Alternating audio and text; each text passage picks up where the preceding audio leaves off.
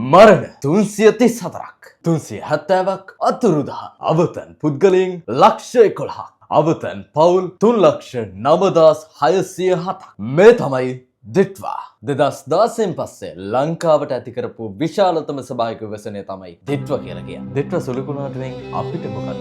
දැස්ස, නායම්, කඳුකඩා වැටීම් හැමතැන ගම්වතුරක් හින්දා මිනිස්සු අවතන් වෙලා. කරන්න නැහැ, වතුර නැහැ. මිනිස්සු අසරණ වෙලා. ඒලෙවල් සහෝදර සහෝදරයන් විභාගෙත් නැහැ. මම පොඩි රහසක් කියන්න.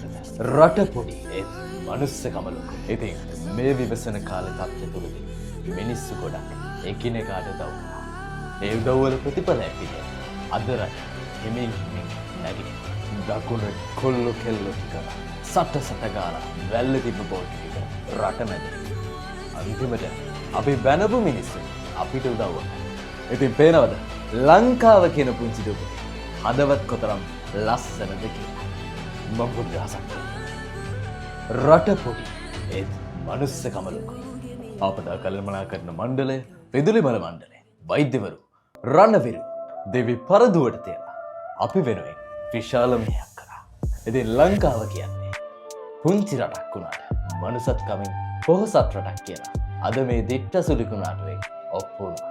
ඉතින් ආදරණීයන් රැකගෙන මනුසත්කම තවත් ඉදිරියට ගෙන ඉස්සරහට පරිස්සමින් ඉන්න කියලා මම අදට සමුගන්නවා. මම මිස්ටර් මැතිව්.